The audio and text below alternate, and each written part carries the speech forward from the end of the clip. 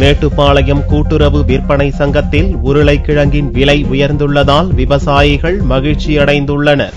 கோவை மாவட்டம் மேட்டுப்பாளையத்தில் நீலகிரி உருளைக்கிழங்கு கூட்டுறவு விற்பனை சங்கம் இயங்கி வருகிறது. இங்கு நீலகிரி மாவட்டத்தின் அனைத்து பகுதிகளில் விளையும் உருளைக்கிழங்கு விற்பனைக்கு வருகிறது.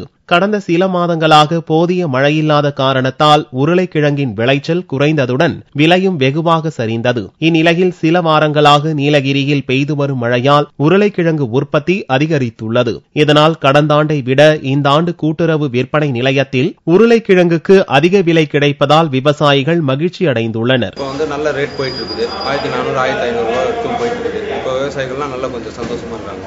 இப்போ நல்ல ரேட் இதை விட கொஞ்சம் நல்லா போனா இன்னும் சந்தோஷமா இருப்பாங்க விவசாயிகள். ஆனி மாதம் முதல் சுப நிகழ்ச்சிகள் நடக்க இருப்பதால் உருளைக்கிழங்கிற்கு கூடுதல் விலை கிடைக்கும் என்றும் விவசாயிகள் தெரிவித்தனர். இங்கு வரும் உருளைக்கிழங்குகள் தரம் பிரிக்கப்பட்டு தமிழகம், கேரளம் மற்றும் கர்நாடகா உட்பட பல்வேறு மாநிலங்களுக்கும் அனுப்பப்படுகிறது.